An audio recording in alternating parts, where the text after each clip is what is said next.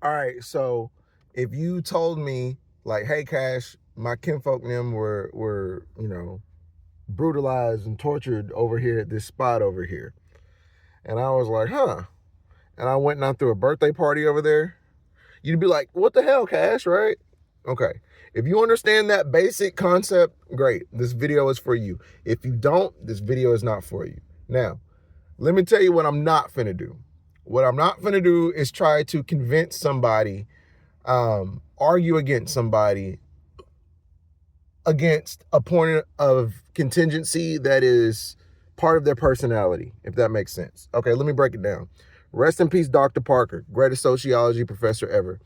If you are arguing against somebody and what you're arguing about is tied to their identity, it's tied to who they are as a person, their family, etc., etc., you can't change their mind.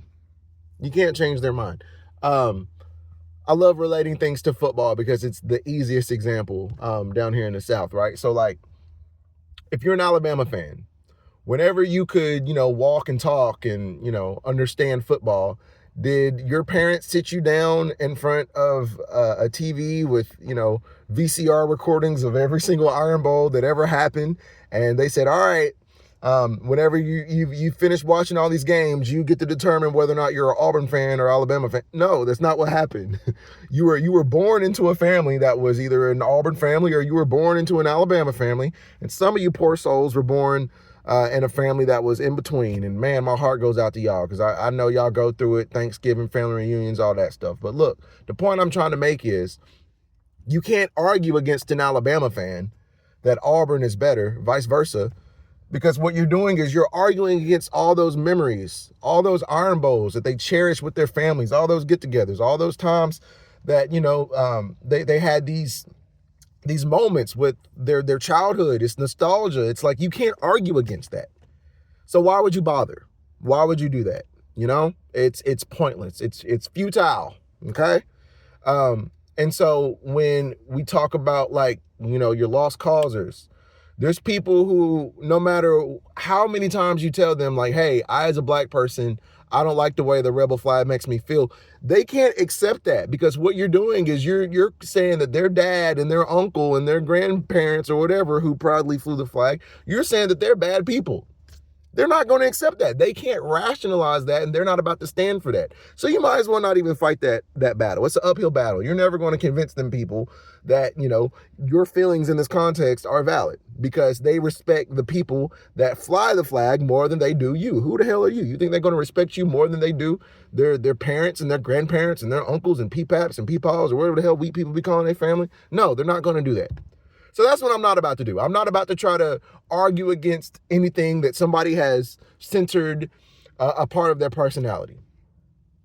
However, y'all remember a while back when that big ass plantation house burned down in Louisiana, right? Okay. Well, that was a very polarizing moment, right? You had some people who were mourning this loss, like, oh man, all these memories and all these moments we cherished are gone, right? And then you had other people who were like, yeah, burn it down. Why? Why is that? Okay. Once again, it goes back to how I started this video out. I'm not about to try to explain to you why you shouldn't have a wedding or a party or a get-together at a place where people were, raped, tortured, tormented, and all kinds of evil things. I'm not about to do that. If you get it, you get it. If you don't get it, I don't have time to explain basic morals and ethics to you, right? I haven't even cooked yet. A lot of times y'all be thinking I'm cooking. I ain't even made it to the kitchen. The stove ain't even on. This is where I draw the line. That plantation house burning, I feel like, was the catalyst as to why this subject is popping up more so in social media now. But, I saw some weak folk, dare I call them allies, and they were calling out other weak people on, having wedding celebrations at these plantation houses, right?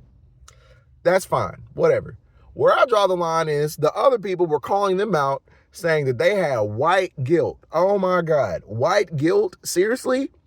Because these people understand basic morals and ethics. They understand basic human decency. And you want to say that's white guilt? Listen, brother, I know what white guilt is. I know how it manifests itself. That is not white guilt. That is not. I could muster up enough hours to have a master's degree in white guilt.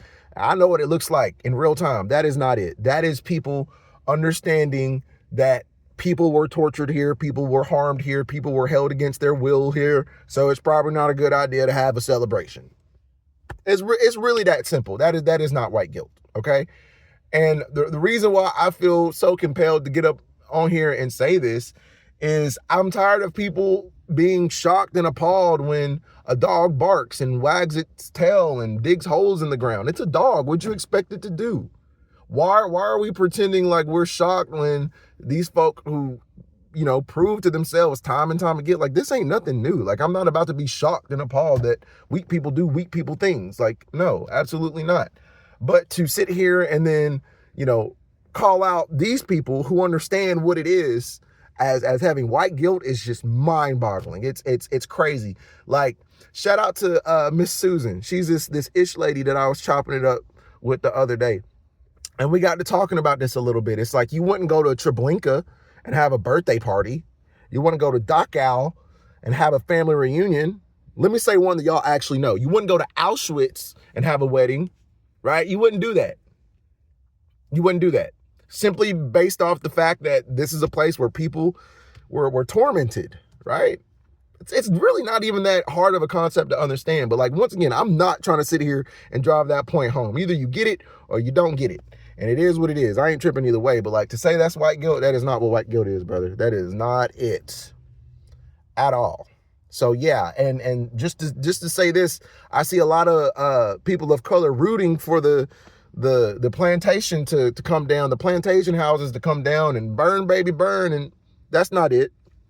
That's not it. It might seem cool in the moment, but if all the plantation houses vanish tomorrow, now we don't have a tangible representation of what actually happened. That gives these folks more ability to deny and invalidate and discredit and so forth and so on. No, we need that history to remain standing. We need that ugly, firm reminder of what the hell happened here. We need that. So, yeah, that's really where I'm at with it, man. Yeah, I hope I ain't pissed too many people off. I know it's going to be a couple ruffled feathers, but it ain't nothing new under the sun over here, big dog.